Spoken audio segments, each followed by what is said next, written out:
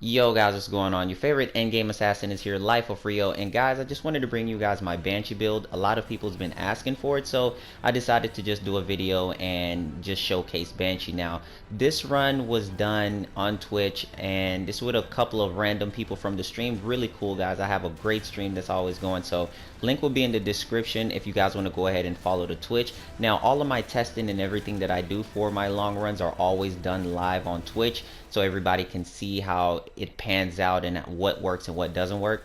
Now, with this Banshee build, guys, what I focused on is, like, I didn't go too crazy into power strength, which is crazy because a lot of people like to just overkill Banshee on power strength, have no efficiency and things like that. But it's not really needed because you can stack so well with Banshee. It just depends on how you play. So when I'm using Banshee, I tend to just basically look at the team, see what I need, and that's how I choose my augments. Now, Resonance is always an augment that I always have on. Now, if I'm going to use her first ability, which is Sonic Boom augment, which is, you know, the strip armor, or if I'm going to go with Savage Silence. Now, it all depends on whichever one I want to choose, depending on the frames that I'm with. So in this run, there was a Wukong and there was a Excal. So definitely I went with Savage Silence to help buff Wukong and Excal's ability, so that anytime enemies are silenced, they get up to 300% extra damage multiplier on them. So that would combo very well with Exalted Blade from Excal, and then just Wukong with his melee. So all of that was going really great. So this is the Czar build, so if you guys want to check it out, you could screenshot it. Also, I'll have a link in the description to a breakdown of my Czar video, so you guys can also check that out as well. Now, the thing about Banshee is that, like I've been saying, Banshee is just one of the most powerful frames in the entire game, but she's rarely used. I don't know why. I think it's just because she's so squishy and hard to survive, but Banshee is just one of those frames you should always have with you at all times when you're doing real end game runs, because she just makes that thing just so much better. Banshee is just super sexy. So she is just awesome, man. I love the frame. I can't wait for her prime to come out in March.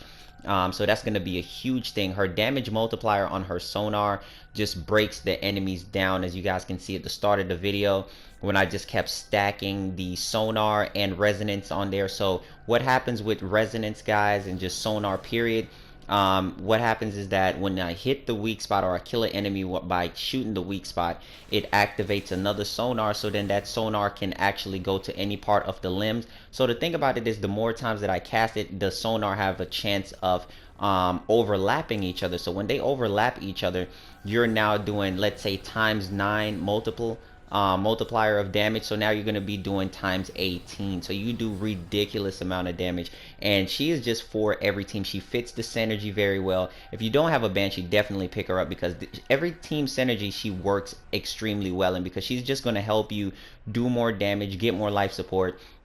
Banshee is basically there to increase the KPS, which is kills per second, and kills per second is what you need to sustain for life support, which is what we did here. Because if you look at the team, it's a Wukong, Excal, and Volt. Really not much CC there except for Volt's fourth ability, but we didn't let Volt do his fourth that much because it slowed down the spawn ratio on how quick we would keep the kills going.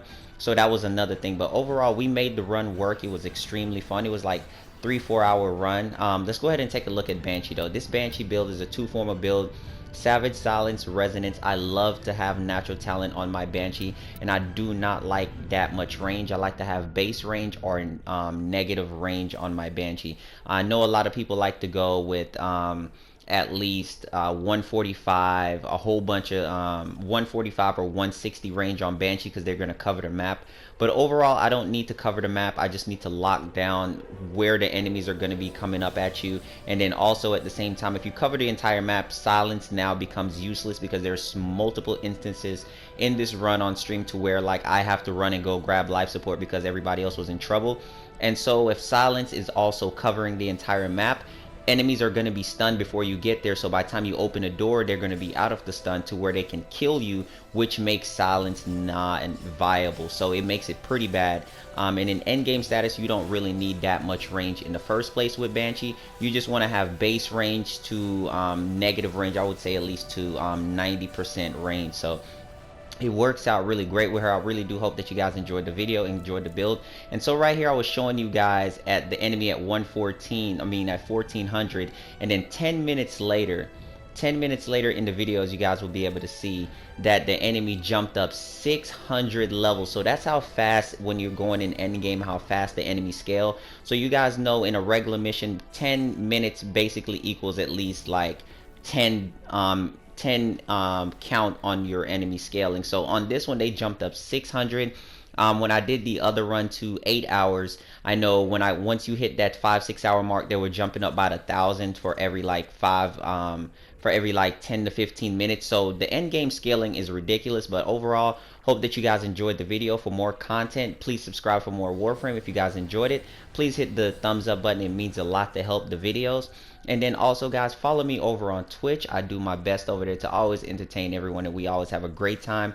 Link is in the description for the Discord, and I will check you guys later on the next Warframe video. I can't wait to see you guys either in the Twitch or just in the next video. So let me know in the comment section how many formers you have on your Banshee, what's your favorite loadout to run with Banshee, and I will catch you guys later.